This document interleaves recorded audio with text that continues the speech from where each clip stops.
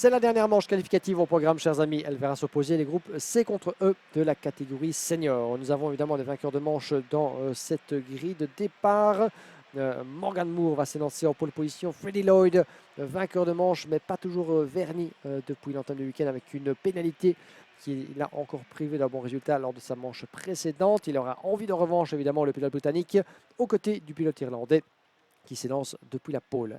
Isaac Sea et Matteo d'Auvergne s'équiperont sur la deuxième ligne, suivi de Harrison Mackie, double vainqueur dans ses manches depuis l'entame du week-end, avec Gilles Jeannet à ses côtés, Clément Massot et Hugo Lacroix sur la quatrième ligne, suivi de Andy Rattel et Louis Comines, Alistair Cresswell et Vincent Castroviari, sixième ligne, suivi de Clément Outram, Elio Gilter, Rice Newburn, Enzo Boitel, Maxime Blanchemin et Andrea Devozoglou sur la neuvième ligne, suivi de Adrien Dustruel et Kylian Madio.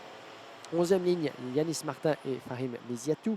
Mathis Renette et Gaëtan de Bramander sur la deuxième ligne, suivi de Luca Moulard, Georges Mayel, Tiger Dixon, Oli Ranz, Zach Whelan, Alvi Chui, Matt Simon et Vito Ours. Un total de 16 lignes sur cette grille de départ, 32 concurrents pour cette dernière confrontation et l'obligation évidemment de s'en tenir à un rythme appliqué par la première ligne et le poleman. Morgan Moore qui s'élance depuis la pole avec à son actif, pas encore de victoire ce week-end pour Morgan Moore, l'un des plus rapides en qualification, mais pas encore d'essai converti en course. Les feux s'éteignent, on est parti à l'assaut du premier virage. Green, green, green.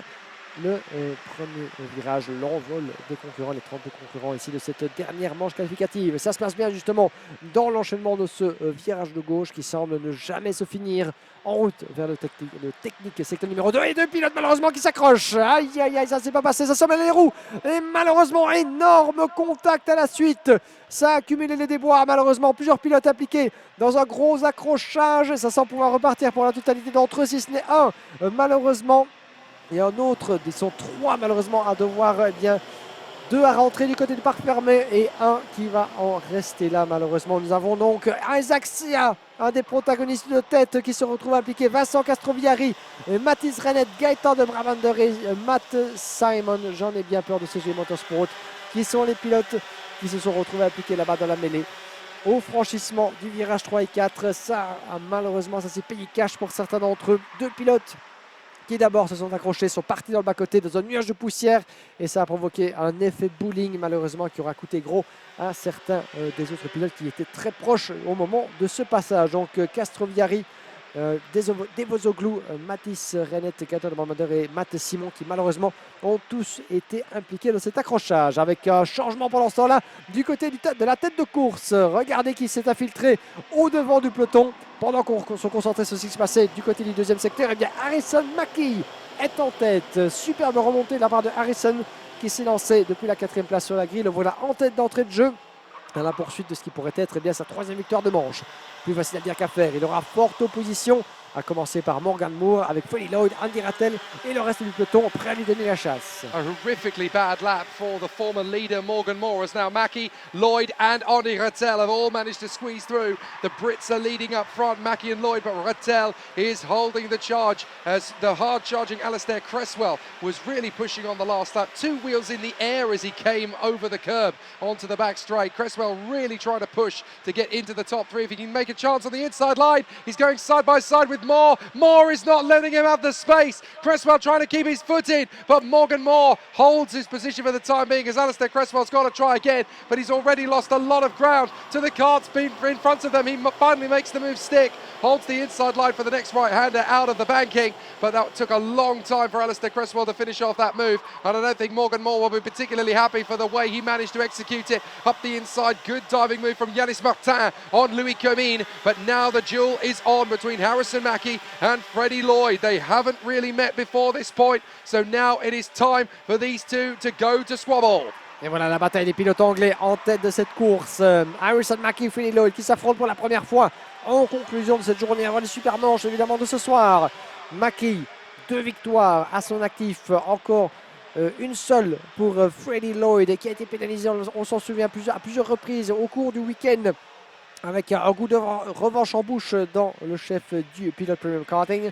En deuxième position, il s'accroche à Harrison Mackie. Ils s'affrontent évidemment à l'international dans le cadre de l'Eurocup. C'est leur première véritable explication avec Andy Rattel qui garde un œil Et le bon sur ce qui se passe devant, le voilà remonté de 6 places, Andy Rottel profitant du premier tour assez chaotique, effectivement, qui aura coûté leur course à plusieurs des protagonistes de tête, notamment eh bien, le malheureux pilote qui s'est lancé au devant, Isaac Sea, le pilote de Singapour, qui est 21e à l'heure actuelle dans ce peloton.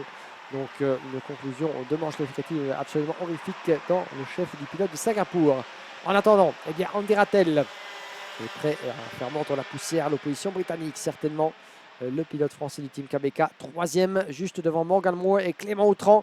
Vous les voyez là-bas, le deuxième train de pilote avec le pilote Victory Lane juste derrière en cinquième position, prêt éventuellement à faire la différence. On reste attentif à l'approche du banking. Est-ce que Clément Autran va se risquer à la corde de Morgan Moore? Il reste sagement derrière. Puis nous avons Alistair Cresswell devant, dépassé par Matteo Tovergne, je pense effectivement. D'Auvergne, vous allez voir surgir là-bas depuis le virage numéro 12. Il est passé devant le numéro 204. 263 Matteo d'Auvergne devant Alistair Cresswell. Je pense que Louis Comines s'est infiltré devant. Hugo Lacroix 9. Gilles Jeannet 10e. Et Yanis Martin qui a perdu quelques places.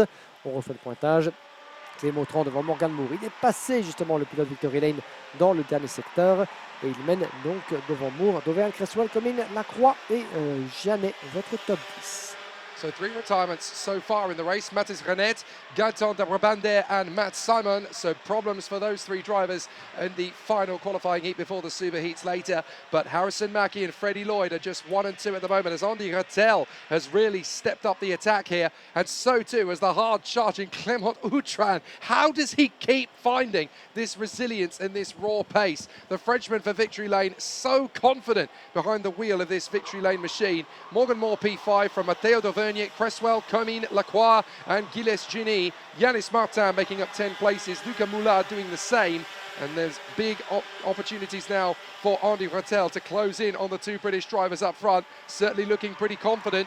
And it looks to be as though Freddie Lloyd is going to have another big attempt here on Harrison Mackie, the only senior driver in the EGP racing team for this one. They wanted to go for a smaller team on this occasion. The Speedway shop, which is also part of the business, doing such an amazing trade at the moment. And of course, their focus is also on Ian Eichmans, the man who's been doing such a great job in the F4 Spanish Championship, winning his first car race this season. So they've been keeping an eye on things and making sure that they've got a small in-house operation where they don't spread their focus too wide. They can focus on the objectives of 1 or 2 drivers per class and really go for it. And with Harrison Mackie at the front, you can see why. Effectivement, l'activité de la famille Eichmanns Grand Prix qui fait la joie évidemment des compétitions Iame X30 depuis maintenant plusieurs saisons. Dépassement à la corde de Andy Rattel juste dans la chicane et superbe foire en pointe là-bas à l'avantage du pilote français. Rattel en deuxième position avec Freddie Lloyd qui va tenter bien, de contre-attaquer. Plus facile à dire qu'à faire évidemment, mais c'était bien joué de la part d'Andy Rattel là-bas qui est allé à l'abordage au franchissement de la chicane.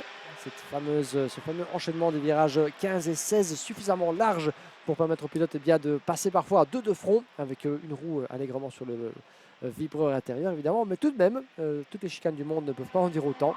C'est vrai que cette piste du Mans large entre 8 et 10 mètres offre tellement d'opportunités de dépassement, à commencer par le banking que vous avez à l'image. Mais pour l'instant, eh bien, c'est sous contrôle que Harrison Mackie mène cette épreuve. Andy Rattel 2, Freddie Lloyd 3, Clément Autran qui revient de plus belle. 9 positions de gagné pour le pilote français qui évolue désormais sous les couleurs de Victory Lane. Victory Lane qui vient de remporter d'ailleurs sa première manche qualificative précédemment avec Mathieu Van de Kerkhove devant Sébastien Mins.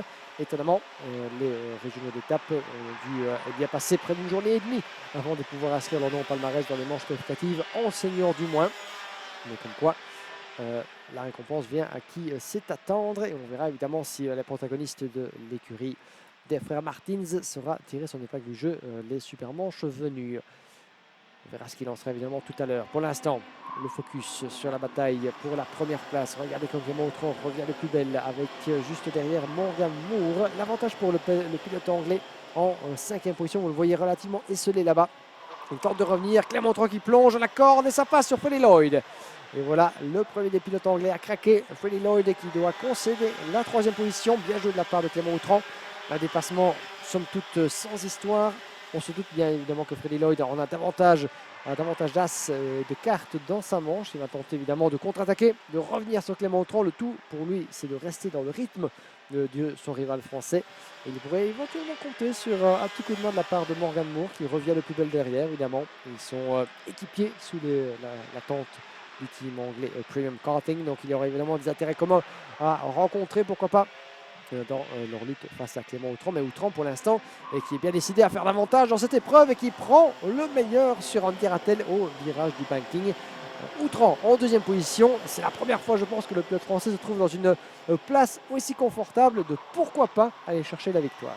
Great run from Clement Autran then into second position past Andy Rattel. They might struggle to close up on Harrison Mackie out front, but with Andy Rattel down to third position behind Clement Autran and ahead of Freddie Lloyd with Morgan Moore in the background, we have a bit of an opportunity as Lloyd bounces on the inside curb to make his move stick on Andy Rattel. I was just about to say for Freddie Lloyd, slipping down to P4 is not panic stations. That would be outside the top 10 for him. But to still be there in the mix, he's got a great kart underneath him. He doesn't have to win this one to stand a good chance of a decent starting place for the Superheats. He just needs to stay consistent in the top 5. It's not about what you do when you win in karting. It's about what you do when you don't. And a fabulous run from Freddie Lloyd there in third position with the hard-charging Mackie and Autran about to go to battle. He finds himself in the box seat. If Autran and Mackie go to war, then suddenly Lloyd gets another shot at the victory. With 10 seconds on the clock, we might just get 2 at the line. Et en effet, les secondes qui s'égrènent. Vont-ils passer la ligne d'arrivée avant que le compteur n'affiche 0? Allons-nous avoir un tour en plus? Oh, que c'était chaud là-bas! Mais ça s'est joué. Ah, voilà, deux interprétations différentes. Regardez, sur notre écran, nous avions d'ici, effectivement, ça s'est joué sur l'espace de quelques instants. On nous indiquait 2 tours. J'ai regardé sur le coin de mon œil le dernier tour pourtant, last lap, et c'est effectivement confirmation. Il n'y aura plus davantage d'opportunités. C'est le dernier tour. Harrison Mackie, Clément Autran, Freddie Lloyd, Andy Rattel, 4 as dans un même chapeau. À vous de savoir dans quel ordre ils vont finir. Mais regardez comme il a joué défensive. Harrison Mackie est quelque peu aux abois. Il n'est pas parvenu à creuser l'écart et se retrouve dans la position du chassé. Ça va être extrêmement compliqué, je pense, pour Mackie de conserver la victoire jusqu'au bout. Rattel qui saute sur un des vibreurs et qui tente de conserver l'avantage. Mais ça profite à Mackie. Est-ce qu'Autran va pouvoir surprendre tout le monde dans la chicane? Freddie Lloyd juste derrière en troisième position, le dernier écart et non, Mackie va conserver l'avantage et ce sera la victoire numéro 3 pour le pilote anglais. Oh, they actually threw the checkered flag, so the checkered flags come out. Harrison Mackie in front of Clement Autran and Freddie Lloyd. It looked to me like there was a second to go when they came across, but it had just ticked over, so we did go into the last lap there. Harrison Mackie from Clement Autran and Freddie Lloyd, but boy does that set up a trio of amazing superheats under the floodlights later this evening. Boy, are we in for some spectacular battles there. Harrison Mackie picking up the victory from Clement Autran, Freddie Lloyd, and the bunny-hopping Andy Rattel on the final lap going over those curbs. Then Morgan Moore, Louis Comines, Hugo Lacroix, and Matteo Dauvergne. Alistair Cresswell, Gilles Gini in the top 10 from Rhys Newberg, Luca Moulard, Clément Massot, Maxime Blanchemin, Guillaume Madiot, Yanis Martin, Enzo Boitel, and Tiger Dixon in the top half of the field. 19th position for Adrien Dustrel in front of Ollie Rans and Fahim Miziatu. Isaac Sayer, so unfortunate to be outside the top 20 again with a lot more speed than his results are showing. Vitor Roy in front of George Mayel, Elio Guiltier and Vincent Castrovillari, another big disappointment for him. Zach Whalen ahead of Andreas Devatsoglu, Alvin Chu, and then Mathis Renet, Gaetan Debrabande and Matt Simon. 3 drivers who all failed to finish after retiring on the very first lap.